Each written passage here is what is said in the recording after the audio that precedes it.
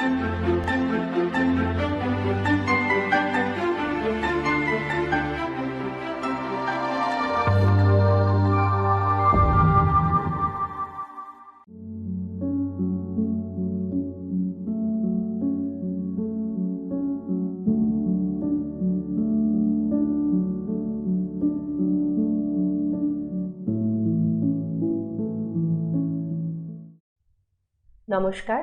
আমি ডক্টর মৌমিতা বিশ্বাস, সহকারী অধ্যাপক, বাংলা বিভাগ, পশ্চিমবঙ্গ রাষ্ট্রীয় বিশ্ববিদ্যালয়।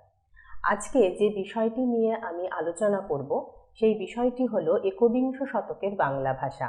অর্থাৎ ঠিক এই সময় দাঁড়িয়ে আমরা যে ভাষায় কথা বলি সেই ভাষার ভাষাতাত্ত্বিক বৈশিষ্ট্য আজকে আমাদের আলোচনার বিষয়।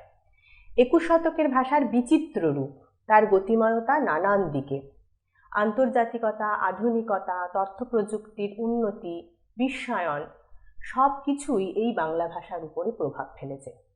মোটামুটি আমরা ধরে নিতে পারি যে অষ্টাদশ শতকের মধ্যভাগ থেকে, বা কেউ কেউ এটাকে মনে করেন 1760 ভারতচন্দ্রের মৃত্যুর পর থেকে, আবার কেউ কেউ মনে করেন 1800 খ্রিস্টাব্দে যখন ফোর্ট উইলিয়াম কলেজ স্থাপিত হলো, ঠিক সেই সময় থেকে বাংলা গদ্যের যে যাত্রা শুরু হলো, সেই সময় থেকেই আধুনিক ভাষার এই চর্চা শুরু হয়েছে। মূলত আমরা দেখতে পাচ্ছি যে এর আগে একেবারে চর্যাপদ থেকে যে প্রাচীন বাংলার ইতিহাস আমরা পাই, সেখান থেকে পুরো মধ্যযুগ জুড়ে বাংলা ভাষা ছিল পদ্যে রচিত।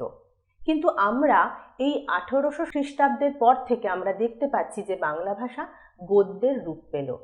গদ্যের রূপ পেল ঠিকই, কিন্তু সেটা কিন্তু সম্পূর্ণরূপে একেবারে মৌখিক গদ্য নয়, বরঞ্চ সাধু ভাষায়, সাধু গদ্যে তার রূপ প্রকাশিত হতে থাকলো। এবং অনেকখানি পথ পেরিয়ে আজ এই 2024-এর শেষ সীমান্তে এসে আমরা দাঁড়িয়ে বাংলা ভাষার যে রূপ দেখতে পাচ্ছি, সেই রূপ নিয়েই আজকে আমরা কথা বলবো। বর্তমানে আমরা যে ভাষাটিতে কথা বলছি সেই ভাষার ধ্বনিতাত্ত্বিক রূপ, রূপতাত্ত্বিক রূপ, বাক্য গঠন বা অন্বয়তাত্ত্বিক বৈশিষ্ট্য এবং ছন্দগত দিক সবটাই আমরা আলোচনা করব। এই আলোচনা থেকে 21 শতকের শিক্ষার্থীরা বা আমরা যারা বাংলা ভাষা নিয়ে চর্চা করি, বাংলা সাহিত্য নিয়ে চর্চা করি, তারা এই ভাষার নানান রকম রূপ বৈচিত্র্য শিখতে পারবে এবং কিভাবে এই বাংলা ভাষা এইখানে এসে উপনীত হলো, অর্থাৎ তার ঐতিহাসিক পটভূমিটাও আমরা বুঝতে পারবো এই আলোচনা থেকে। মূলত বাংলা গদ্যরীতি ও পদ্যরীতিতে যে পাশ্চাত্য শৈলী এবং বিভিন্ন আন্দোলনের ধারা, সাহিত্যের রূপভেদ, সাহিত্যিক ও মৌখিক ভাষায় যে যে পরিবর্তনগুলো এনেছে এবং যত বৈচিত্র্য সাধিত হয়েছে, তার রূপ মোটামুটি আমরা দেওয়ার চেষ্টা করব। শুধুমাত্র সাহিত্যের ভাষা নয়, একেবারে আড্ডার ভাষা থেকে গান, বিভিন্ন আলোচনা সভার ভাষা, বিভিন্ন বৈঠকের ভাষা, এমনকি সবটাই আমরা এই আলোচনার মধ্যে তুলে ধরার চেষ্টা করব। আমাদের প্রথমেই এই 21 শতকের বাংলা ভাষার ভাষাতাত্ত্বিক বৈশিষ্ট্য সম্পর্কে জানতে হলে যেগুলো আলোচনা করতে হবে, সেটা হলো বাংলা ভাষার উদ্ভব। কারণ আমি 21 শতকের বাংলা ভাষা আলোচনা করতে গেলে এই ভাষার রূপ কোথা থেকে এলো সেটা জানার ভীষণভাবে প্রয়োজন আছে। অর্থাৎ আমাদের শিকড়টা ঠিক কোথায় সেটা আমাদের জানতে হবে। এরপরে আমরা আসব বাংলা ভাষার যুগ বিভাগ, তারপর আধুনিক বাংলা ভাষার বিভিন্ন পর্বগুলো আমরা দেখে নেব এবং তারপরে আমরা আমাদের যেখানে মূল জায়গা, অর্থাৎ 21 শতকের বাংলা ভাষার ধ্বনিতাত্ত্বিক বৈশিষ্ট্য, রূপতাত্ত্বিক বৈশিষ্ট্য, অন্বয়গত বৈশিষ্ট্য বা বাক্য গঠনগত বৈশিষ্ট্য এবং ছন্দগত বৈশিষ্ট্যের কথা বলবো। প্রথমেই তাহলে যেটা বলার সেটা হলো বাংলা ভাষার ক্রমবিকাশের রূপরেখা, অর্থাৎ বাংলা ভাষা কিভাবে এসে পৌঁছলো, আমরা যে ভাষাটায় নিত্য নৈমিত্তিকভাবে কথা বলছি সেই ভাষাটা কিভাবে এলো, এই রূপে কিভাবে এলো। আমরা জানি যে পৃথিবীতে প্রায় 4500 ভাষা ছিল এবং সেগুলো কতগুলো নির্দিষ্ট ভাষা বংশের অন্তর্গত ছিল। এই ভাষা বংশের মধ্যে ইন্দো ইউরোপীয় ভাষা বংশ একটি বিশেষ ভাষা বংশ এবং সেখান থেকে আমরা দেখতে পাচ্ছি ইন্দো ইরানীয় শাখা এবং ইন্দো ইরানীয় শাখা থেকে ইরানীয় আর্য, দরদীয় এবং প্রাচীন ভারতীয় আর্য, এই তিনটি শাখায় বিভক্ত হচ্ছে। প্রাচীন ভারতীয় আর্যের আবার দুটো রূপ আমরা দেখতে পাই, একটা কথ্য রূপ এবং একটা সাহিত্যিক রূপ। এবং এই সাহিত্যিক রূপের ভাষাকে আমরা বৈদিক ভাষা বা ছান্দস ভাষা বলতে পারি। এই ভাষাতেই বেদ লেখা হচ্ছে এবং কথ্য রূপটা আঞ্চলিকগতভাবে বা আঞ্চলিক দিক থেকে আমরা ভাগ করতে পারি। সেটা হলো প্রাচ্য, উদিচ্য, মধ্যদেশীয় এবং দাক্ষিণাত্য।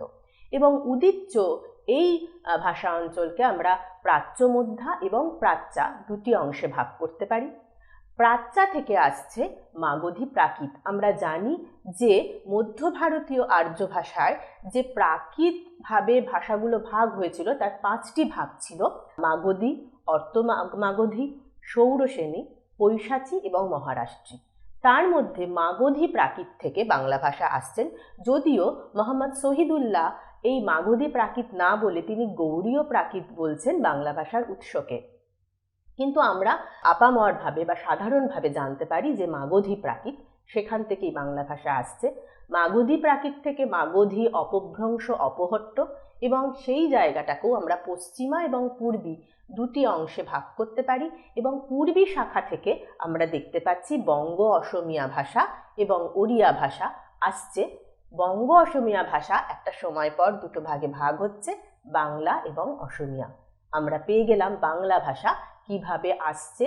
এই দীর্ঘ বছরের পর বছর ধরে এই যে ক্রমবিবর্তন, সেই বিবর্তনে আমরা বাংলা ভাষা কিভাবে আসলো সেটা জানতে পারলাম।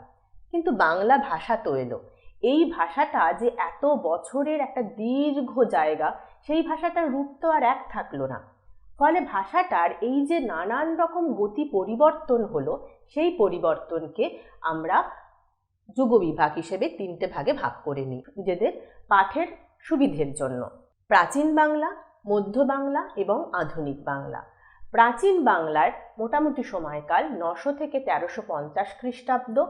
এই ভাষাটাকে আমরা ওল্ড বেঙ্গলি ল্যাঙ্গুয়েজ বলছি। এই সময় যেটা পাওয়া যাচ্ছে সেটা হলো বৌদ্ধাচার্যগণের চর্যাগীতি, সর্বানন্দ রচিত অমরকোষের টিকা প্রভৃতি আমরা এখানে নিদর্শন হিসেবে পাচ্ছি। মধ্য বাংলা বা মিডল বেঙ্গলি ল্যাঙ্গুয়েজ, এই সময়টা বেশ দীর্ঘ, অনেকখানি সময়। এটাকে আমরা দুটো ভাগে ভাগ করছি: আদি মধ্য বাংলা, অন্ত মধ্য বাংলা।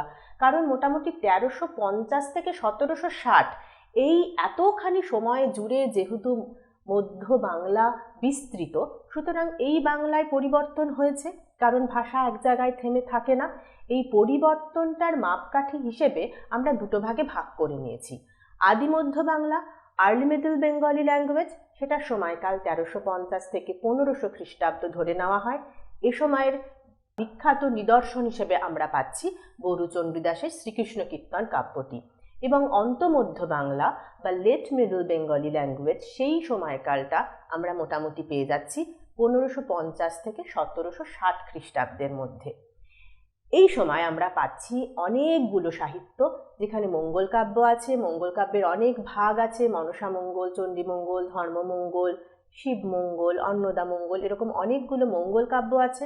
বৈষ্ণব পদাবলী আছে, শাক্ত পদাবলী আছে, অনুবাদ সাহিত্য এবং চৈতন্যদেবের জীবনী কেন্দ্রিত চরিত সাহিত্যও আমরা এই পর্বে পাচ্ছি।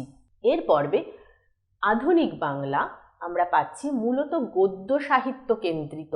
আমি আগেও বলেছি যে বাংলা ভাষার এই যে প্রাচীন এবং মধ্য যুগ, এই সময়টা কিন্তু যত সাহিত্য লেখা হয়েছে সবটাই পদ্যে লেখা হয়েছে। কিন্তু এই প্রথম এই আধুনিক বাংলায় বাংলা ভাষার গদ্য রূপটাকে আমরা দেখতে পাচ্ছি। এটার সময়কাল কেউ কেউ মনে করেন 1760, কবি ভারতচন্দ্রের মৃত্যুর পর থেকেই শুরু হয়ে যায়।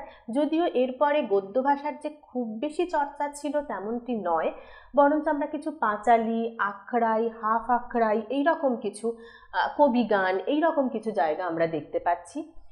কিন্তু পরবর্তী সময়ে 1800 খ্রিস্টাব্দে যখন ফোর্ট উইলিয়াম কলেজ স্থাপিত হলো, তখন আমরা দেখতে পাচ্ছি যে একটা গদ্য ভাষার চর্চা শুরু হলো।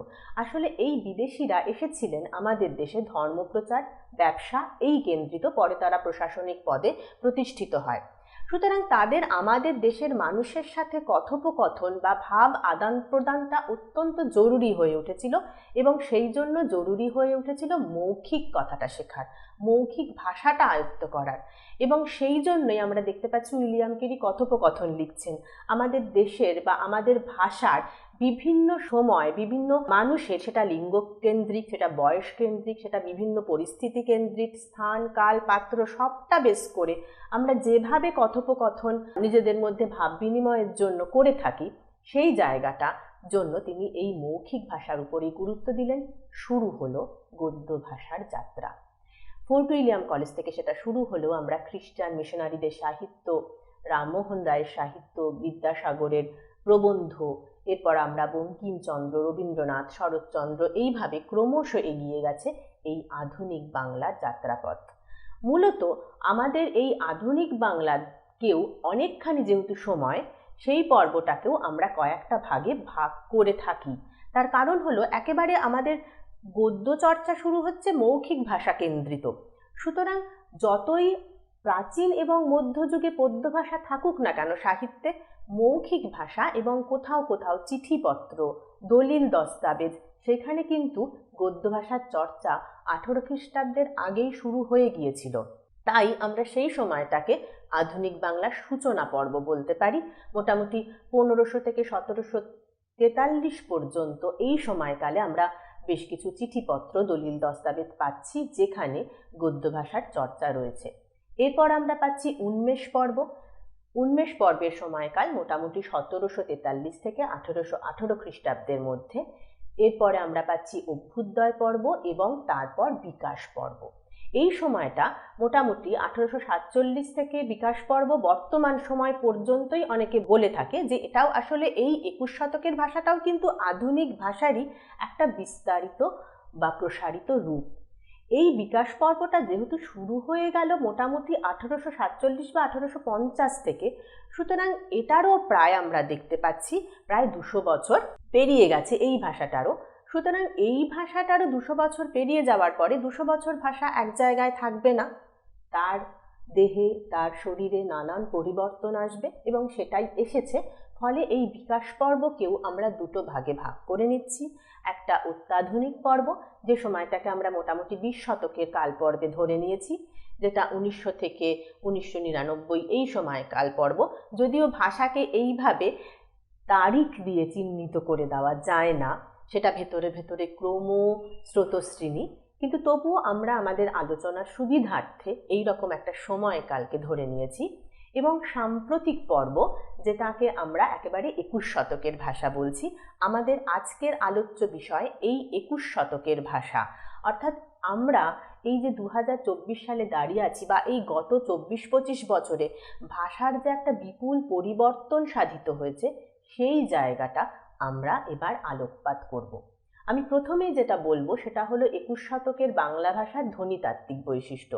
আমরা জানি ধ্বনিতাত্ত্বিক বৈশিষ্ট্য ফোন, অর্থাৎ আমরা যেগুলো শুনি, সেই শোনার ক্ষেত্রে আমাদের ধ্বনির ক্ষেত্রে কি কি পরিবর্তন এলো সেই জায়গাগুলো আমরা দেখব। প্রথমেই আমি বলতে পারি যে 21 শতকের বাংলা ভাষার একটা বড় পরিবর্তন সাধিত হলো, সেটা হলো বানান বিধিতে। এই সময় বাংলা ভাষার তৎসম শব্দগুলো ছাড়া, যে তৎসম শব্দগুলো বাংলা ভাষায় এসেছিল সংস্কৃত থেকে, শুধুমাত্র সেই শব্দগুলো ছাড়া অন্যান্য শব্দের বানানের সরলীকরণ করা হলো। বিশেষত দীর্ঘস্বরগুলোকে হ্রস্বস্বরে পরিণত করা হলো। এবং যারা আমরা এই প্রফেশনে আছি, যারা আমরা শিক্ষকতা করি, তারা আমরা বুঝতে পারি যে ছেলেমেয়েরা খাতায় কিন্তু এই বানানগুলো ভীষণভাবে ভুল লিখতে থাকে। কারণ আমাদেরও এই সমস্যাটা মাঝে মাঝে হয়েছিল, বা আগে যখন শুরু করেছিলাম আমরা, আমাদের ভেতরেও হতো। কারণ আমাদের কলম একেবারে সেট হয়ে আছে যে বানানটায়, সেই বানানটা কিন্তু পরিবর্তিত হয়েছে সরলীকরণের স্বার্থে। তৈরি বানানটা যেমন তয় ঐকার বয়শূন্যরায় দীর্ঘী, আমরা এটা লিখেই অভ্যস্ত, কিন্তু তয় ঐকার বয়শূন্যরায় রস্যি দেওয়া হচ্ছে এখন।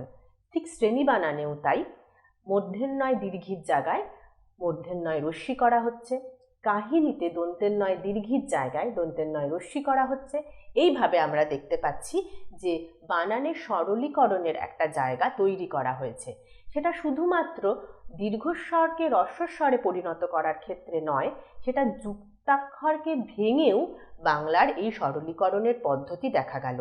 যেমন উল্টো শব্দটা, আমরা খুব উল্টো রথে আমরা এখনো লিখে ফেলি রস্যু লয় টয় ওকার, কিন্তু এখন এই যুক্তাক্ষর অর্থাৎ ল আর টয়ের মধ্যে কোনো স্বরবর্ণ নেই, সেই স্বরবর্ণ আনা হলো রস্যু ল টয়কার। লকে টয়ের সাথে ভেঙে দেওয়া হলো বলে আমরা জানি লয়ের সাথে একটা অধ্বনি উচ্চারণের প্রয়াস আমরা পেয়ে গেলাম। ফলে এই উল্টো শব্দটা উচ্চারণ করতে এখন খানিকটা সুবিধা হলো, এর দ্রুততার জায়গাটা কমে গেল। ঠিক একইভাবে পল্টন থেকে পল্টন, পাল্টানো থেকে পাল্টানো আমরা ল আর টকে আলাদা করে দিচ্ছি। পরের বৈশিষ্ট্য হিসেবে আমরা বলতে পারি 21 শতকের বাংলায় দ্বিত্ব ব্যঞ্জনের ব্যবহার বা একই সাথে সমব্যঞ্জন যুক্ত অবস্থায় লেখার ব্যবহার কমে আসছে। যেমন এটা ভীষণভাবে আমাদের পদবীতে আমরা দেখতে পাই, যেমন ব্যানার্জি আগে দুটো বর্গের জয় রেফ দীর্ঘি ব্যবহার করা হতো, এখন সেটা একটা বর্গের জয় রেফ দীর্ঘি ব্যবহার করা হচ্ছে। একইভাবে আমরা চক্রবর্তী শব্দটাতেও তয় তয় দীর্ঘি না বলে শুধু তয় রেফ দীর্ঘি বলতে পারছি। বা কীর্তন, অনেকেই তয় তয় রেফ দেওয়া হতো আগে বা দেন, কিন্তু তয় রেফ হলেই যথেষ্ট, কারণ আমাদের উচ্চারণ সেটাকেই সাপোর্ট করে। একইভাবে উচ্চারণের স্বার্থেই আমাদের জফলার ব্যবহার বর্তমানে অপ্রয়োজনীয় ক্ষেত্রে লুপ্ত হয়েছে। সূর্য আমরা সূর্যা বলি না, আমরা সূর্য বলি, ফলে অন্তস্থ জয় রেফ যথেষ্ট, তার সাথে জফলার ব্যবহার আর হচ্ছে না। একইভাবে ভট্টাচার্য শব্দটাতেও একই প্রথা লক্ষণীয়। পরের বৈশিষ্ট্য আমরা বলতে পারি যে বেশ কিছু বাংলা শব্দেও ইংরেজি শব্দের উচ্চারণের প্রবণতা লক্ষ্য করা যায়। যদিও এটা শুধুমাত্র 21 শতকের বৈশিষ্ট্য নয়, এই বৈশিষ্ট্যটা অনেক আগে থেকে তৈরি হয়েছিল। এই প্রবণতাটার জন্য কোথাও মানুষের একটা স্ট্যাটাস যে উঁচু জায়গায় দেখাবে তার একটা মানসিক প্রবণতা লক্ষ্য করা যায়। যেহেতু আমাদের শাসক হিসেবে তখন ইংরেজরা আমাদের দেশে, ফলে শাসকের অনুকরণ করা কোথাও একটা সেই জায়গাটা আমাদের ভেতরে ছিল। ফলে সেই জায়গাটাকে ধরেই আমরা দেখতে পাচ্ছি যে এই ইংরেজি শব্দের মতো করে বাংলা শব্দ উচ্চারণ করার একটা প্রবণতা লক্ষ্য করা যাচ্ছে। যেমন গাঙ্গুলিকে গ্যাঙ্গুলি বলছি আমরা, রায়কে রে, দত্তকে দত্ত, বা কোনো জায়গার নাম, জায়গাটা মেদিনীপুর সুন্দর করে লেখা আছে, কিন্তু কেউ স্টেশনে নেমে উচ্চারণ করলেন চলে এসেছি মিদনাপুরে। এই যে মিদনাপুর, মেদিনীপুর না বলে তারা একটু ইংরেজি ঘেঁষা উচ্চারণ করছেন, সেটা 21 শতকেও অব্যাহত রয়েছে। পরের বৈশিষ্ট্য হিসেবে আমরা বলতে পারি যে এই বর্তমান বাংলা ভাষায় অপিনিহিতির ব্যবহার একেবারে কমে এসে অভিশ্রুতির ব্যবহারের তীব্রতা লক্ষ্য করা গেছে। আসলে অপিনিহিতির ব্যবহার সাধু গদ্যে যতখানি ব্যবহৃত হতো, চলিত গদ্যে ততখানি হচ্ছে না। ফলে যেহেতু 21 শতকের বাংলা ভাষায় এমনকি আনুষ্ঠানিক পত্রেও যেহেতু সাধু ভাষার ব্যবহার কমে এসে চলিত ভাষার ব্যবহার অত্যন্তভাবে বেড়ে গেছে, তাই অপিনিহিতির ব্যবহার কমে আমরা অভিশ্রুতির ব্যবহারের তীব্রতা লক্ষ্য করতে পারছি। যেমন কোরিয়া থেকে কইরা হয়েছিল, থেকে করে হয়ে গেল, এই করে শব্দটা এখন আমরা ব্যবহার করি। ঠিক একইভাবে আসিয়া থেকে আইসা থেকে এসে আমরা এসেটা ব্যবহার করি। আমি পরের বৈশিষ্ট্য হিসেবে বলবো যে উচ্চারণ সহজ করার জন্য স্বরভক্তি ও স্বরসঙ্গতির ব্যবহার 21 শতকের বাংলায় বিশেষভাবে লক্ষণীয়। আমরা স্বরভক্তিতে আমরা ভ্রু না বলে ভুরু বলছি, স্বর মাঝখানে আগমন হয়েছে, মধ্য স্বরাগম হয়েছে। গ্লাস না বলে গেলাস বলছি। আসলে এই প্রবণতাটা বাচ্চাদের ভেতরে থাকে একটু, কারণ যুক্তাক্ষর উচ্চারণের যে কষ্ট বা যে দ্রুত আমাদের জিভের পরিবর্তন করতে হয় যুক্তাক্ষর উচ্চারণ করার ক্ষেত্রে, সেটা বাচ্চারা পারে না, কিন্তু তারা গেলাসি বলছে। কিন্তু আমরাও বড়রা এই উচ্চারণ লাঘবের জন্যই, অর্থটা একেবারেই ঠিক আছে বলে আমরা এটাকে মাঝখানে একটি স্বরধ্বনি এনে উচ্চারণটাকে সহজ করে আমরা গেলাস বা ভ্রুকে ভুরু বলছি। স্বরসঙ্গীতিতে আমরা দেখতে পাই যে স্বরের সঙ্গতি হয়। স্বরধ্বনিগুলোর কাছাকাছি উচ্চারণে আমাদের জিভের কষ্ট কমে যদি কাছাকাছি আমরা উচ্চারণ করতে পারি। যে স্বরগুলো কাছাকাছি উচ্চারণ করতে জিভ মোটামুটি একই অবস্থানে থাকতে পারে বা কাছাকাছি অবস্থানে থাকতে পারে, সেই রকমভাবে আমরা স্বরসঙ্গতির জায়গাটাও ধরছি। যেমন পূজা না বলে আমরা পুজো বলছি, হিসাব না বলে হিসেব বলছি। ঠিক একই রকমভাবে এরকম প্রচুর উদাহরণ রয়েছে, আমরা স্বরসঙ্গতির ব্যবহারটাই কিন্তু এখন করছি। 21 শতকের আরেকটি ধ্বনিতাত্ত্বিক বৈশিষ্ট্যের রূপ হলো 21 শতকের বাংলা ভাষায় খণ্ডেত্ব এবং বিসর্গর ব্যবহার কমে এসেছে। উচিত শব্দে আমরা খণ্ডেত্ব ব্যবহার করেছি, হঠাৎ শব্দে খণ্ডেত্ব ব্যবহার করেছি, কিন্তু এখন অনেক পত্রিকায় আমরা কিন্তু এই খণ্ডের জায়গায় তয়ের ব্যবহার পাচ্ছি। আবার সাধারণত, বিশেষত এই যে এই যে একটা বিসর্গের ব্যবহার, সেই ব্যবহারটা কমে এসে সাধারণত, সেখানে আর বিসর্গের ব্যবহার থাকছে না। পরবর্তী সময় আমরা যেটা করব সেটা হলো রূপতাত্ত্বিক বৈশিষ্ট্যের ব্যাখ্যা, অর্থাৎ 21 শতকের বাংলা ভাষার রূপ, মূল রূপ বা এর রূপতাত্ত্বিক বৈশিষ্ট্যগুলো কি কি আমরা সেটা দেখব। আমরা দেখতে পাচ্ছি যে 21 শতকের বাংলা ভাষায় যে শব্দগুলি উভয় লিঙ্গের ব্যবহারযোগ্য হিসেবে দেখা যেত, বর্তমানে সেখানে লিঙ্গভেদ দেখা যাচ্ছে।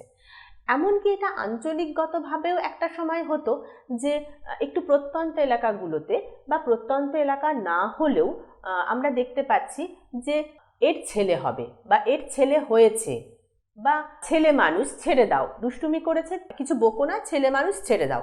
এই যে ছেলে মানুষ, এই ছেলেটার মধ্যে কিন্তু কোথাও লিঙ্গগত জায়গা নেই।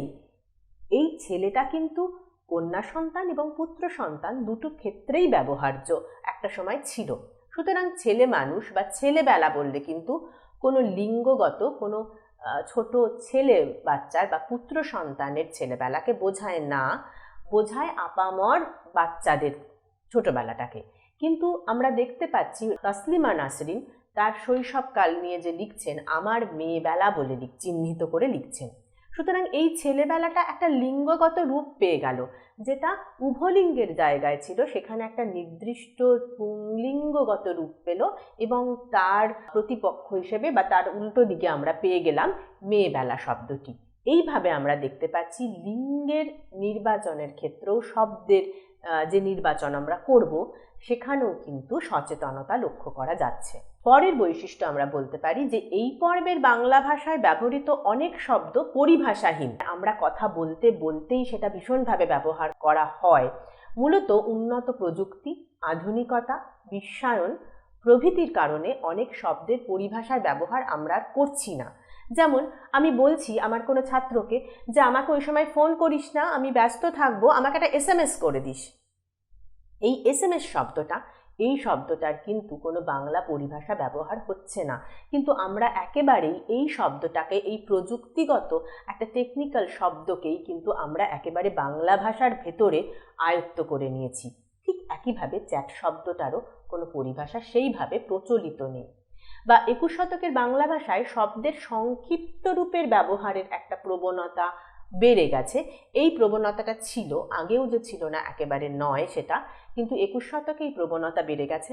আমাদের যে গতিময় জীবন, এত বেশি গতিময়, এত বেশি দ্রুত চলছে, ফলে আমাদের সব কিছুই একটা দ্রুত শেষ করার প্রবণতা কোথাও আমাদের মাথার ভেতরে কাজ করে এবং আমরা টেলিফোন না বলে ফোন বলছি, মাইক্রোফোন না বলে মাইক বলছি। এইভাবে আমাদের শব্দগুলো ছোট হয়ে যাচ্ছে বা খণ্ডিত হয়ে যাচ্ছে। পরের বৈশিষ্ট্য হিসেবে আমি বলতে পারি যে অনেক বিদেশি শব্দের বাংলা অর্থ আছে, কিন্তু তবুও তার ব্যবহার ক্রমশ ক্ষীণ হয়ে আসছে। এই পর্বের বাংলা ভাষায় এই বাংলা শব্দগুলির আর ব্যবহার হচ্ছে না। আমরা অনেক দিন ধরেই বা আমরা আপামর যারা বাংলা ভাষায় কথা বলি তাদেরও যদি বলা হয় যে কাপের বাংলাটা বলো তো, বা প্লেট, তুমি কাপ প্লেটে চা খাচ্ছ, তুমি প্লেটের বাংলাটা বলো তো, সে কিন্তু বলতে পারবে না। কিন্তু শব্দটা কিন্তু আছে আমাদের বাংলায়। আমরা কাপকে পেয়ালা বলতে পারি এবং প্লেটকে পিরিচ বলতে পারি, সেই শব্দটা আছে, কিন্তু এর ব্যবহার নেই। কিংবা আমরা ফ্যানের রেগুলেটর বলি, নিয়ন্ত্রক বলি না, যে কোনো কিছুর রেগুলেটর। এই যে ফ্যান বলে ফেললাম, পাখা বলি না। মোবাইল বলি, চলভাস বলি না। এবং এগুলো তো বিভিন্ন বস্তু কেন্দ্রিক, কিন্তু আমাদের ভাব বিনিময়ের ক্ষেত্রে প্রাত্যহিকভাবে আমরা যদি কারোর কাছে কিছু চাই, আমরা বলি প্লিজ একটু ম্যানেজ করে দাও বা প্লিজ একটু করে দাও। এই যে প্লিজ বলছি, কিন্তু দয়া করে বলছি না। বা কেউ কিছু দিলে বা কেউ কিছু উপকার করলে আমরা হাসি মুখে একটা থ্যাঙ্কস বলি, কিন্তু হাসি মুখে ধন্যবাদ বলতে কোথাও ভুলে যাচ্ছি। সুতরাং যে শব্দগুলোর বাংলা রূপ আছে সেই বাংলা রূপগুলোকেও কিন্তু আমরা ব্যবহার না করে আমরা বিদেশি রূপগুলোকে ব্যবহার করছি। এই জায়গাটারই আমরা দেখতে পাচ্ছি যে বিদেশি বাংলা সংমিশ্রণও ঘটে যাচ্ছে ভাষার ভেতরে। শুধুমাত্র বিদেশি শব্দ নয়, বিদেশির সাথে বাংলা শব্দকে মিক্স করে আমরা বলছি। যেমন রেকর্ড করো, এই রেকর্ড শব্দটা বিদেশি এবং করো বাংলা, দুটোই কিন্তু ক্রিয়া, অর্থাৎ যৌগিক ক্রিয়া আমরা ব্যবহার করলাম। তার একটা খণ্ড অংশে থাকলো বিদেশি শব্দ, একটা খণ্ড অংশে থাকলো বাংলা শব্দ। ঠিক এইভাবে আমরা কি করছি না, শব্দগুলোর ভেতরেও একটা মিশ্রণ তৈরি করে ফেলছি। এছাড়াও 21 শতকের বাংলা ভাষায় প্রচুর বিদেশি শব্দের আগমন ঘটেছে, যেটা শুধু 21 শতকে নয়, সেটা অনেক আগে থেকে ঘটে গেছে আমাদের বাংলা শব্দ ভাণ্ডারে। আমরা ইংরেজি শব্দ, আরবি শব্দ, ফরাসি শব্দ, জাপানি, পর্তুগিজ, তুর্কি এরকম অনেক ভাষার শব্দ আমাদের শব্দ ভাণ্ডারে চলে এসেছে এবং আমরা সেগুলো বেমালুম না জেনেই বাংলা বলে উচ্চারণ করছি। আমাদের এখন আর জানার উপায় নেই যে আদেও এই কাগজ শব্দটা যে আমি বলছি যে আমাকে একটি কাগজ দাও, এই কাগজ শব্দটা যে আদৌ আমার বাংলার মূল ভাষা নয়, এটা একটা ফরাসি শব্দ, সেটা আমরা আদতেও জানতেও পারছি না। ভাষার ভেতরে শব্দ এমনভাবেই মিলেমিশে গেছে যে এখন আলাদা করে কোনটা বাংলা শব্দ আর কোনটা বিদেশি শব্দ আমরা সেটা আর বুঝে উঠতে পারছি না। পরের বৈশিষ্ট্য হিসেবে আমি বলতে পারি যে এই পর্বে লিখিত সাহিত্যেও আটপৌরে শব্দের ব্যবহার লক্ষণীয়। এই আটপৌরে শব্দটা কোথায় ছিল? শুধুমাত্র মৌখিক সাহিত্যে ছিল, বা লোকসংস্কৃতির ভেতরে ছিল, কিংবা আমাদের যে দৈনন্দিন কথা বলা তার মধ্যে আমরা খুব দ্রুততার সাথে বলে ফেলি। বাড়িতে আমরা বলেই ফেলি যে এই রোববার হবে না, পরের রোববার দেখছি। কিন্তু যখন কোনো সাহিত্য সভায় কথা বলতে যাই তখন কিন্তু রবিবার বলার প্রবণতাটাই কাজ করে, বা একটু সচেতন হয়ে বলার চেষ্টা করি, কিন্তু এটা এখন সেভাবে মান্যতা পাচ্ছে না। যদি আমি একটি আলোচনা সভাতে গিয়েও রোববারই বলি তাতে কিচ্ছু যায় আসছে না, সুতরাং এটাই একেবারে গা সওয়া হয়ে গেছে। সুতরাং আটপৌর শব্দগুলোও মৌখিক ভাষার সাথে সাথে সাহিত্যের ভাষাতে, লিখিত ভাষাতেও ব্যবহৃত হচ্ছে। ভাষার পরের বৈশিষ্ট্য আমি বলবো এর রূপতাত্ত্বিক বৈশিষ্ট্যের ক্ষেত্রে, যে কোনো বিষয়ে অতিরিক্ততা প্রদান করার জন্য বর্ণদ্বিত্ব ও শব্দদ্বৈতের ব্যবহার লক্ষ্য করা যাচ্ছে। আমরা দেখতে পাচ্ছি যে সকলে শব্দটা আমরা সকলে বললাম, সকলে বললে সবাইকে বোঝানোই যেত, কিন্তু সকলে বললে যেন বোঝা যায় যে কেউ আর বাদ থাকলো না, আমরা সকলে গেলাম। শুধুমাত্র একটা ল, একটা ব্যঞ্জনের জায়গায় আমি দুটো সমব্যঞ্জন ব্যবহার করে দিলাম, তাতে আমার নির্দিষ্টটা আরো সুন্দরভাবে বোঝা গেল যে আমরা সবাই গেলাম, কেউ বাকি থাকলো না। এই সকল থেকে সকলে এই জায়গাটায়, এই মানসিক জায়গাটা আরো বেশিভাবে যুক্ত হয়ে গেল। ঠিক একইভাবে শব্দদ্বৈত, একটা শব্দ যখন আমরা দুবার ব্যবহার করছি ঠিক এইভাবেই তার গুরুত্ব বেড়ে যাচ্ছে। যেমন গরম খাবার, খাবারটা গরম আছে, গরম আছে মানে সেটা খাবার যোগ্য, গরম আছে। কিন্তু যখন একেবারে বলছি যে একেবারে গরম গরম খাবার দিয়েছিল, এই গরম গরম, যখন গরম শব্দটাকে আমি দুবার ব্যবহার করলাম, আমি কিন্তু দেখতে পাচ্ছি যে এই গরম গরম খাবার, এই শব্দবন্ধের ভেতর থেকে আমি কোথাও একটা ধোয়া ওঠা গরমকে দৃশ্যায়নের জায়গায় আনতে পারছি। সুতরাং এইভাবেই আমাদের ভাবগুলো অত্যন্তভাবে ভাষার ভেতরে প্রকাশিত হচ্ছে। একটা কথা বলি, সেটা হলো আব্রাহাম নোয়াম চমস্কি, তিনি তার মাইন্ড অ্যান্ড ল্যাঙ্গুয়েজ এই বইটাতে বলছেন যে আমাদের ভাষা আমাদের মনস্তত্ত্বের উপর নির্ভর করে, অর্থাৎ আমি কোন মেন্টালিটিতে এখন রয়েছি তার উপরে আমি কিভাবে বলবো সেটা অনেকখানি নির্ভর করে। সুতরাং আমাদের মনস্তাত্ত্বিকতা, আমাদের মনের যে ওঠানামা, যে চলন, তার খুশি, তার আনন্দ, তার দুঃখ, সবটাই প্রকাশ করে শব্দ। সুতরাং শব্দের সেই প্রকাশ মাধ্যম ততখানি তীব্র হলে আমাদের ভেতরে সেই আদান প্রদানটা একেবারে সুস্পষ্ট হতে পারে এবং সেইভাবেই আমরা শব্দ ব্যবহার করছি। খুব গুরুত্বপূর্ণ আর একটা বৈশিষ্ট্য আমি বলবো, সেটা হলো সাম্প্রতিক বাংলা ভাষায় বাংলা তারিখের ব্যবহারে শুধুমাত্র সংখ্যা লেখা হচ্ছে, যেটা আমরা মৌখিকভাবে হয়তো এখনো বলি যে 17ই পৌষ, এই অনুষ্ঠানটা 17ই পৌষ আছে, কিন্তু যখন আমি কার্ডে লিখছি তখন আমি 17 পৌষ আর এইটা আমি ব্যবহার করছি না। বা 2রা অক্টোবর ছুটি আছে, ওই দিন আসবে, মুখে বলছি, কিন্তু লেখার সময় যখন কিছু একটা আনুষ্ঠানিক কার্ডে আমি সেটা ছাপাচ্ছি তখন আমি 2 অক্টোবর লিখছি। এটা এখন দেশ পত্রিকা, আনন্দবাজার পত্রিকা এবং অন্যান্য অনেক পত্রিকায় এই রূপটা ব্যবহার হচ্ছে। সুতরাং এটা কিন্তু একটা লক্ষ্য করার মতো বিষয়। এরপরে যেটা বলবো সেটা হলো 21 শতকের বাংলা ভাষার বাক্য গঠনগত বা অন্বয়গত বৈশিষ্ট্য। এটা খুব গুরুত্বপূর্ণ একটা জায়গা। বাক্য অনেকখানি আমাদের মনের ভাবকে প্রকাশ করে। ছোট ছোট শব্দে আমরা যতখানি প্রকাশ না করতে পারি, একটা বাক্য অনেকখানি আমাদেরকে বলে দেয়। সেই জায়গাটা আমরা তৈরি করব এই বাক্যের গঠন বা এখন বাক্যে কোন কোন বৈশিষ্ট্য বা প্রবণতা লক্ষ্য করা যায় সেই জায়গাগুলো তুলে ধরে। প্রথমেই আমরা যেটা বলবো যে 21 শতকের বাংলায় ছোট ছোট বাক্যের ব্যবহার বিষয়ের গতিকে ত্বরান্বিত করতে বিশেষ সাহায্য করেছে। আমি উদাহরণ দিয়েছি একটা, যে সুনীল গঙ্গোপাধ্যায় কথা সাহিত্যিক, একজন কবিও। সুনীল গঙ্গোপাধ্যায় কথা সাহিত্যিক একটা বাক্য হয়ে গেল, পরের বাক্যটা একজন কবিও। আমার কোথাও বুঝতে অসুবিধা হলো না যে সুনীল গঙ্গোপাধ্যায় কবিও কথা সাহিত্যিক, তাতে কোনো অসুবিধা নেই। কিন্তু আমি যখন দুটো বাক্যে ব্যবহার করছি সংযোজক অব্যয় না দিয়ে, তখন একজন কবিও বললেও একটি বাক্য তৈরি হচ্ছে এবং সেটা থেকেও আমরা তার একটা আলাদা পরিচয়কে বার করে নিতে পারছি। পরের বৈশিষ্ট্য আমরা বলবো যে আধুনিক বাংলা ভাষায় দেখা গেছে এবং কিন্তু এগুলো দিয়ে বা এই সংযোজক অব্যয়গুলো দিয়ে আমরা বাক্যকে সংযুক্ত করছি। কিন্তু এই পর্বের একেবারে আধুনিক অর্থাৎ 21 শতকের ভাষায় আমরা দেখতে পাচ্ছি এবং কিন্তু এগুলো শুধুমাত্র সংযোজক অব্যয় হিসেবে ব্যবহার হচ্ছে না। অর্থাৎ দুটো বাক্যের মাঝখানেই যে বসবে বা দুটো বাক্যকে জোড়া লাগাবার আঠা হিসেবেই ব্যবহৃত হবে, ব্যাপারটা একেবারেই তেমন নয়।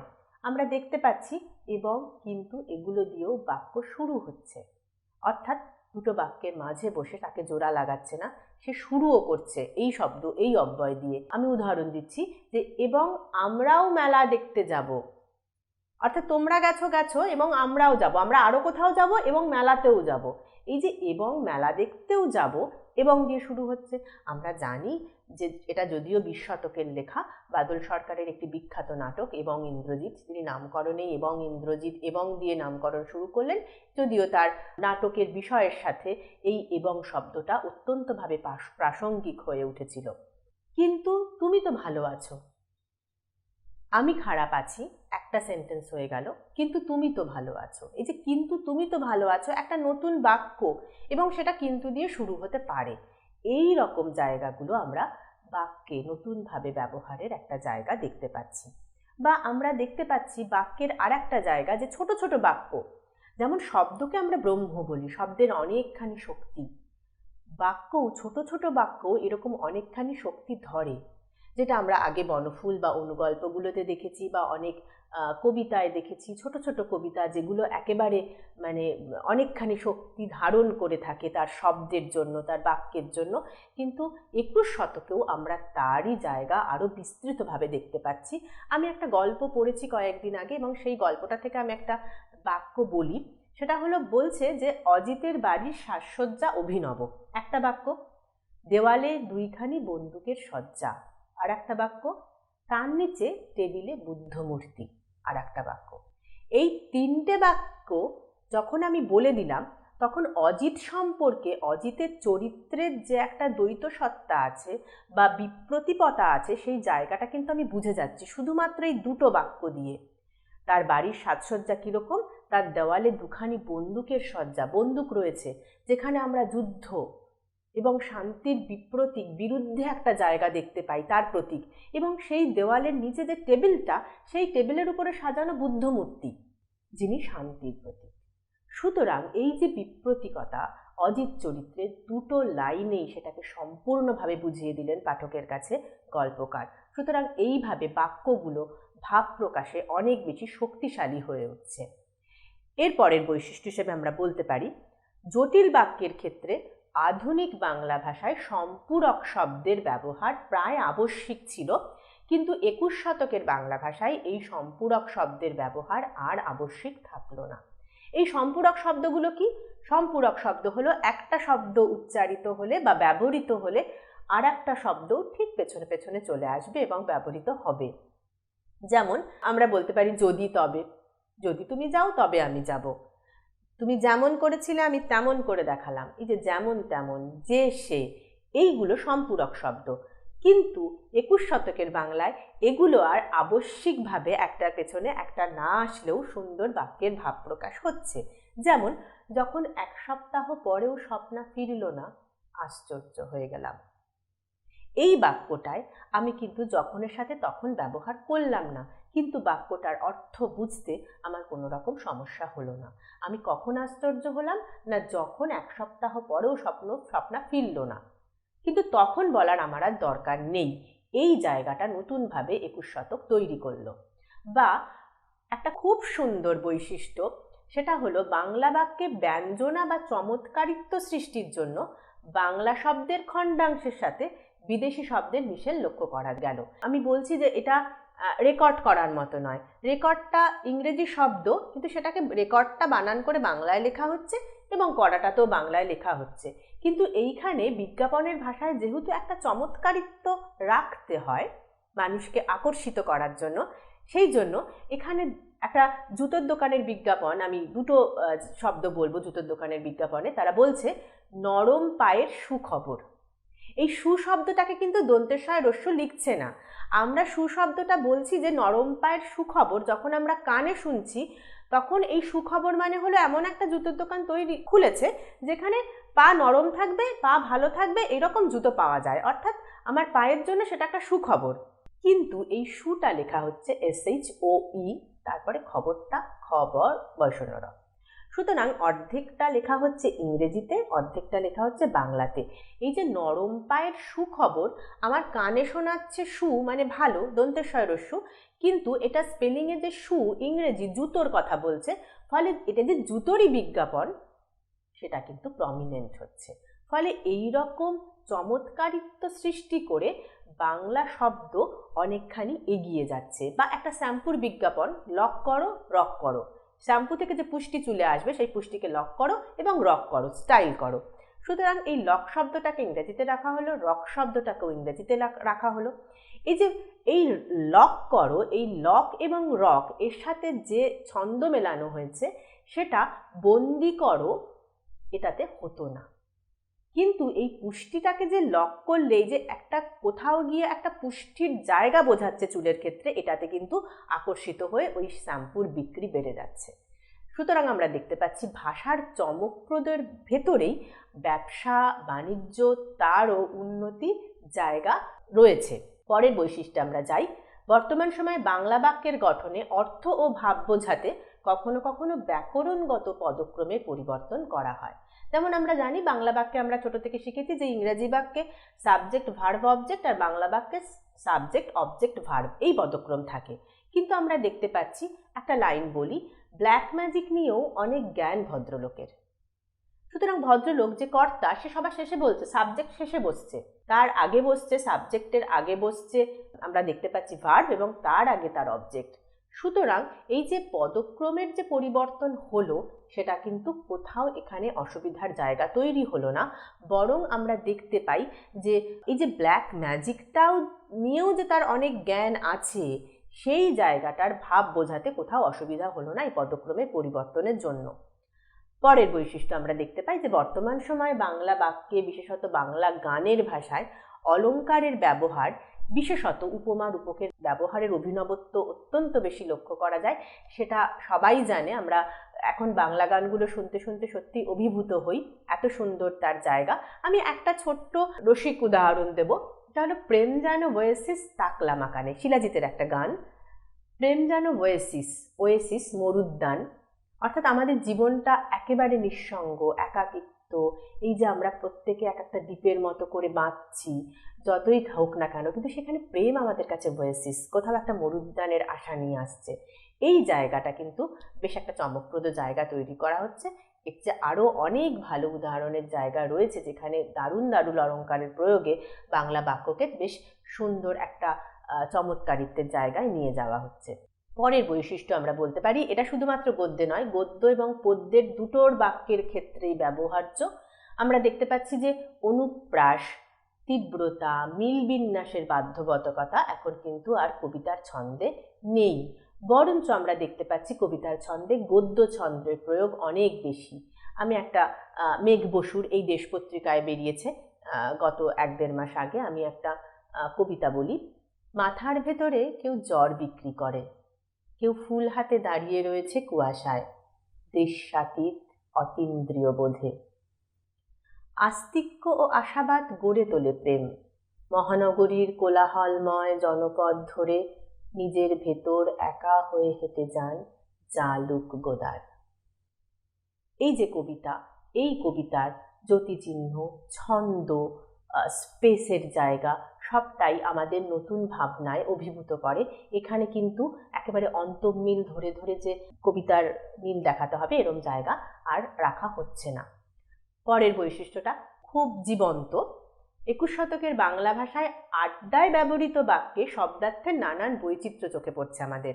দুটি ছেলে আড্ডা মারছে, আমি আমার বিশ্ববিদ্যালয় থেকে বেরোনোর পথেই ক্যান্টিনে শুনতে পাচ্ছি, ভাই যা দিচ্ছ সব গুল।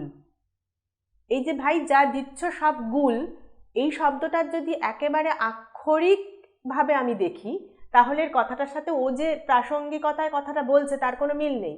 কিন্তু আমি বুঝতে পারছি দিচ্ছ মানে হলো কথা, অর্থাৎ তুমি যা বলছো, আর গুল মানে হলো মিথ্যে। তুমি যা কথাগুলো বলছো সেগুলো সব মিথ্যে ভাই, সব বলো না।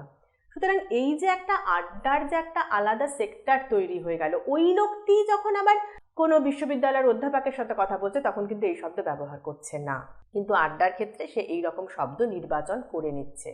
বা ফুট কেটো না, ফুট মানে মাঝখানে কথা বলা, অর্থাৎ আমি কথা বলছি এখন তুমি মাঝখানে কথা বলো না।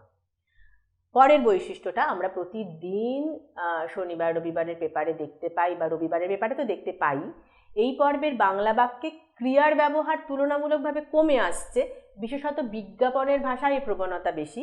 আমি একটা জায়গা বলি, একটা বিজ্ঞাপন, সেটা হলো ইডি বৈশ্য সাহা 26/5 ফুট মোট পেডিয়াট্রিক্স কনভেন্ট এডু দেবাড়িগণ ফর্সা সুন্দরী চাকুরিতা 16 LPA ব্যান্ডেল নিবাসী পাত্রীর জন্য ডাক্তার প্রফেসর উচ্চ পদে সব চাকুরে বেসরকারি চাকুরে চাকুরিরত উচ্চশিক্ষিত পাত্র চাই। এই যে একদমে আমাকে পড়ে যেতে হলো, কোথাও কোনো বাক্যের মানে গোটাটাই একটা বাক্য, শেষে গিয়ে একটা পূর্ণজ্যোতি দেওয়া হয়েছে এবং কোথাও ক্রিয়া নেই। ওই যে চাই সেটা একমাত্র ক্রিয়া, সমস্ত ক্রাইটেরিয়া বলে দিল। এখন আর ঘটকের দরকার নেই, ঘটক একেবারে খাতায় লিখে নিয়ে গেল সব কিছু, তেমনও দরকার নেই। একেবারে ইডি মানে সে পূর্ববঙ্গীয় না পশ্চিমবঙ্গীয়, তার কি পদবী কি, সে কোন জাতের, তার বয়স কত, তার উচ্চতা কত, সে কোন প্রফেশনে আছে, তার পুষ্টিগত সে কোন গণ, সে ফর্সা সুন্দরী, সে চাকরি করে কিনা, এমনকি 16 LPA অর্থাৎ তার বছরে 16 লাখ টাকা ইনকাম, এবং ব্যান্ডেল নিবাসী সে, এবং তার জন্য কি কি প্রফেশনের ছেলে চাই, ডাক্তার প্রফেসর বা উচ্চ পদে বেসরকারি বা সরকারি যা হলেই হবে শিক্ষিত পাত্র চাই। এই এতগুলো ক্রাইটেরিয়া একটা বাক্যে বলে দিল। সুতরাং এই রকম ক্রিয়াপদহীন প্রায় মানে একটি ক্রিয়াপদে বাক্য শেষ হয়েছে এরম বাক্য যেমন আমরা দেখতে পাই, আবার কিন্তু শুধুমাত্র ক্রিয়াপদ দিয়েই বাক্য হয়েছে তেমনও আমরা দেখতে পাচ্ছি। আমি একটা উদাহরণ দিই, সে চলে গেল, দেখলাম, নিশ্চুপ রইলাম। এই দেখলাম এই যে ক্রিয়াটা, এটা কিন্তু একটা বাক্য হিসেবে পরিগণিত হচ্ছে। পরের বৈশিষ্ট্য, বর্তমান বাংলা ভাষায় বাক্যের ভাব শুধু শব্দবন্ধ নয়, জ্যোতিচিহ্নের মাধ্যমেও বোঝানো হচ্ছে। সেমিকোলন, কোলন, বিস্ময়সূচক চিহ্ন, কমা, জিজ্ঞাসা চিহ্ন এর ব্যবহারের সাথে সাথে পূর্ণচ্ছেদের ব্যবহারও বৃদ্ধি পেয়েছে। এমনকি স্পেসের কম বেশির মাধ্যমেও ভাবনার বিস্তৃতি প্রকাশ পেয়েছে। যদিও এই জ্যোতিচিহ্নের ব্যবহার আমরা বিদ্যাসাগর থেকে দেখতে পাচ্ছি, তিনি নতুন করে এই জ্যোতিচিহ্নকে ভাব প্রকাশের জায়গায় আনলেন, এবং এই জায়গাটা, এই গতিশীলতাটা এখন এরম একটা জায়গায় তৈরি হয়েছে যে সেটা সত্যি আমাদের অহংবোধ, আমাদের ভাব প্রকাশটা এত বেশি প্রমিনেন্ট হয়ে যায়। আমরা একটা কবিতা বলি, কবিতাটা ক্রিসমাসকে নিয়ে বা বড়দিনকে নিয়ে। গড়ের মাঠে এক টুকরো কাঁথা গায়ে ছেলেটা বুক ভরে নিচ্ছিল যত অচেনা স্বাদ, বেকারির গন্ধ, ক্রিসমাস ক্যারল, গির্জার ঘণ্টাধ্বনি, মানুষের রংচঙে হুল্লোড়, সারি সারি আলো আর পেটের খিদে সব মিলেমিশে একাকার হয়ে যায়। আজ বড়দিন। দেশপত্রিকায় প্রবহন চক্রবর্তীর অন্য বড়দিন এই কবিতাটা আমি নির্বাচন করেছি। এখানে দেখা যাচ্ছে প্রত্যেক লাইনের মাঝখানে যে স্পেসটা আছে, এই আজ বড়দিন, এই স্পেসের ব্যবহার তার 4 গুণ। এই যে এতখানি স্পেস দিয়ে তিনি শেষ লাইনটা লিখলেন, যে ছেলেটি সত্যিই রাস্তায় থাকে, তার গায়ে এক টুকরো কাঁথা, এবং যে ক্রিসমাস বলে আলাদা দিন তার কাছে কিচ্ছু নেই, তার কাছে বেকারির গন্ধ, ক্রিসমাসের ক্যারল, মানে শব্দ, গন্ধ, বর্ণ, এই ক্রিসমাসের সবটাই তার কাছে অচেনা, তার পেটে আছে খিদে, এই সবটা মিলেমিশে একাকার হয়ে যায়, এটাই তার বড়দিন। যেন কোথাও আমাদের ওই রাস্তার ছেলেগুলো, যারা আমরা এতখানি বিলাসে মগ্ন থাকি, কোথাও তাদের কথা ভাবার একটা অবকাশ তৈরি করে, এবং সেই অবকাশের জন্যই বোধহয় এই 4 গুণ স্পেসের ব্যবহার। এই জায়গাগুলো আমাদের অত্যন্তভাবে বাংলা গদ্যের যে বিষয়, সেই বিষয়ের দিকে আমাদের ত্বরান্বিত করে। আমরা দেখতে পাই যে কত আধুনিক মনস্কতা এবং কত নিপুণ ভাবনা চিন্তা বহন করে এই জ্যোতিচিহ্ন বা স্পেসের ব্যবহার। আমি শেষে বলতেই পারি যে এই সাম্প্রতিক বাংলা ভাষা বা 21 শতকের বাংলা ভাষার যে রূপ, তার সাথে প্রাচীন বাংলা ভাষার পার্থক্য বিস্তর। আমরা জানি যে আমরা একেবারে চর্যাপদে যখন পড়ছি, কা আ তরুবর পঞ্চবিডালো চঞ্চল চিয়ে পৈঠ কালো, বা আমরা যখন দেখতে পাচ্ছি যে শ্রীকৃষ্ণ কীর্তনের ভাষা, বা আমরা বৈষ্ণব পদাবলীর ভাষা, কণ্টক গাড়ি কমল সমপদতল মঞ্জির চিরহি ঝাপি, গাগরি বাড়ি ধারি করি পি ছল চলত হে অঙ্গুলি চাপি, সেই ভাষাও বাংলা ভাষা ছিল, আজকের ভাষাও বাংলা ভাষা। এই যে ক্রম পরিবর্তন, মাথার ভেতরে অর্থ নয় বোধ, কোনো এক বোধ কাজ করে, এই যে জীবনানন্দের যে এই জায়গা, এই যে বোধ কাজ করে, একেবারে সাবলীলভাবে বলে দেওয়া, এই জায়গাগুলো যেন যেভাবে পরিবর্তিত হয়ে এসেছে, বা একেবারে 21 শতকের ভাষায় তার যে একেবারে একটা সাবলীল জায়গা তৈরি হয়েছে ভাব আদান প্রদানের ক্ষেত্রে, সেই জায়গাগুলোকে আমরা এই ক্রমবিবর্তনের রূপরেখার সাথে মিলিয়ে দেখে নিতে পারি। এবং 21 শতকের বাংলা ভাষায় মিশ্র সংস্কৃতি, বিশ্বায়ন, আধুনিকতা, নতুন প্রযুক্তির বিশেষ প্রভাব পড়েছে। তাই রূপে বৈচিত্র্যে এই ভাষায় গত 25 বছরে নানান বৈচিত্র্য সাধিত হয়েছে। বর্তমানে মানুষের গতিশীল জীবনযাত্রার সঙ্গে ভাষাও দ্রুত এগিয়ে চলেছে, ফলে আলংকারিক ভার, গম্ভীর দর্শন সরলীকরণের পথে ভাষা সহজ ভাব বিনিময়ের নির্ভার গতি পেয়েছে। সামগ্রিকভাবে এই পর্বের ভাষার মূল বৈশিষ্ট্যগুলো যেভাবে ধ্বনিতাত্ত্বিক, রূপতাত্ত্বিক, অন্বয়তাত্ত্বিক এবং ছন্দগত বৈশিষ্ট্যের নিরিখে দেখানো হয়েছে, তাতে 21 শতকের বাংলা ভাষার মূল স্বরটি ধরা পড়ে, এবং সেই মূল স্বরটিই বোধহয় আমাদের মুখের যে সাবলীল ভাব প্রকাশ, সেই জায়গাটাকে শুধুমাত্র ভাব আদান প্রদান নয়, সেই জায়গাটাকে আমরা দেখতে পাই লিখিত সাহিত্যও তুলে ধরার একটা চেষ্টা রয়েছে।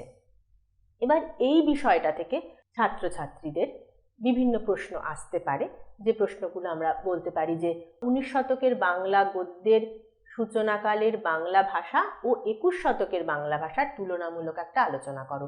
কারণ 19 শতকেও তো আমরা দেখতে পাচ্ছি আধুনিক বাংলা ভাষা তৈরি হয়ে গিয়েছিল, সেটাকে আমরা আধুনিক বাংলা ভাষাই বলছি, আর একেবারে এই 21 শতকের বাংলা ভাষার কী কী পরিবর্তন হয়েছে সেগুলো দেখানো যেতে পারে এই আলোচনা থেকে।